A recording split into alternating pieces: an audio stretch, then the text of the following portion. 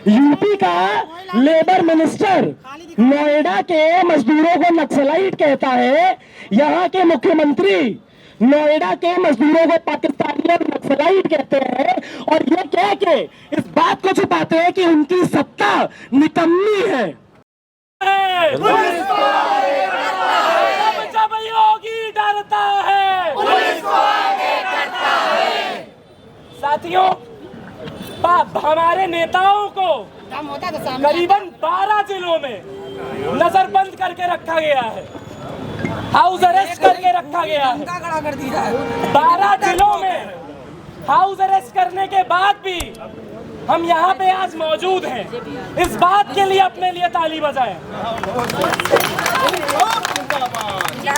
आज एक बात स्पष्ट करनी होगी, 12 जिलों में मजदूर नेताओं को नजरबंद करने के बाद भी यहाँ पे पुलिस को इतनी भारी संख्या में मौजूद रहना पड़ा। 12 जिलों में मजदूर नेताओं को नजरबंद करने के बाद भी ये सरकार चंद मुट्ठी भर मजदूरों से इतना डर रही है। क्यों डर रही है? क्योंकि ये सरकार भी जानती है कि किसानों और मजदूरों की ताकत क्या होती है। हम लोगों ने देखा कि नोएडा में किस तरीके से जोरदार प्रदर्शन हुए। वो प्रदर्शन क्यों हुए? क्योंकि गांव-गांव से वो किसान का बेटा जिसको किसानी से अपना आमदनी नहीं मिल रहा, उसको गांव से निकल के शहर जाना पड़ रहा है। अगर शहर जाने के बाद भी उस पे उत्पीड़न होगा, 10-11 हजार रुपया उसको सिर्फ दिया जाएगा, तो वो करेगा क्या? वो सरकार से भिड़ेगा, वो पुलिस से भिड़ेगा। साथियों, हम यहाँ पे बख्शी का तालाब में कई गांवों में जाते हैं। पिछले कुछ दिनों में हम 2 गांव जाने लगे। एक का नाम नौवापुरवा, एक का नाम अहमदपुर खेड़ा। नौवापुरवा में भी 200 लोग रहते हैं। नौवापुरवा में भी 200 लोग रहते हैं और अहमदपुर खेड़ा में भी 200 लोग रहते हैं। नौवापुरवा में ज्यादातर लोग निर्माण मजदूरी का काम करते हैं और अहमदपुर खेड़ा में ज्यादातर लोग खेती और मजदूर हैं। कुल मिला के ये 400 परिवार, इनके इतिहास में किसी ने आज तक ग्रेजुएशन नहीं किया।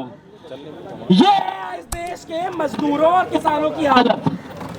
400 परिवारों में अगर कोई बुजुर्ग गलती से बीमार हो जाए तो घर में पैसा नहीं होता उसका इलाज कराने का। अगर सरकारी अस्पताल में बेड न मिले तो युवा लोगों की मौत हो रही है।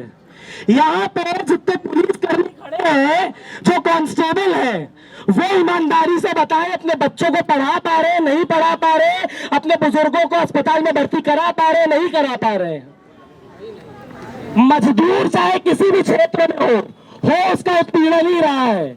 आप लोग बताइए, जो आप लोगों के श्रम कार्ड बने हैं मजदूर वेलफेयर बोर्ड से, उसको रद्दी समझ के फेंक दिया जाए क्या? क्योंकि उससे लाभ तो आप लोगों को कुछ नहीं मिल रहा।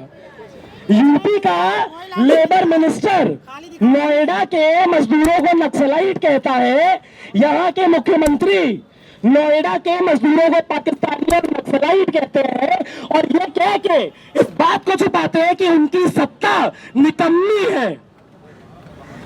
अगर आज के समय में आपको देखना है कि ये सरकार किसके लिए काम कर रही है, तो कुछ आंकड़े समझिए। इस देश में हर साल करीबन 12 से 25 हजार किसान आत्महत्या कर रहे हैं। इस देश में करीबन 12 से 13 हजार छात्र हर साल आत्महत्या कर रहे हैं, और इन आत्महत्याओं के बीच में सरकारी प्रक्रिया क्या है? सरकारी प्रक्रिया यह है कि सरकार मजदूरों का 2 लाख करोड़ कर्जा माफ करने से मना करती है, और ये कहती है कि ये कर्जा अगर हमने माफ कर दिया तो हम वित्तीय क्राइसिस में चले जाएंगे। लेकिन चंद परिवारों का 12 लाख करोड़ माफ करने से सरकार क्राइसिस में नहीं जाती। लखनऊ विश्वविद्यालय में, वो विश्वविद्यालय जहां प्रदेश भर से किसान मजदूर का बच्चा पढ़ने आता है, उसकी फीस 40% से 200% बढ़ाई जाती है। अगर आप में से किसी के बच्चे को वकील बनना है क्योंकि कानून का पालन तो होता नहीं इस देश में। पहले भी इसी जगह खड़े होकर मैंने कहा था, अगर कानून कोई तोड़ रहा है तो सबसे पहले उत्तर प्रदेश की सरकार तोड़ रही है।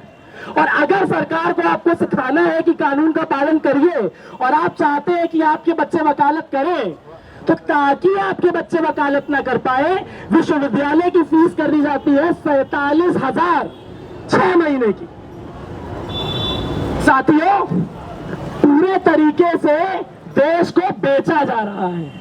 पूंजीपतियों के लिए ये श्रम कानून लाए गए ताकि आप लोगों का उत्पीड़न करके अपनी मुनाफाखोरी की जा सके। हमारा काम है इस मुनाफाखोरी के खिलाफ खड़े होना, अपनी आवाज बुलंद करना। इसी के साथ इनकलाब जिंदाबाद।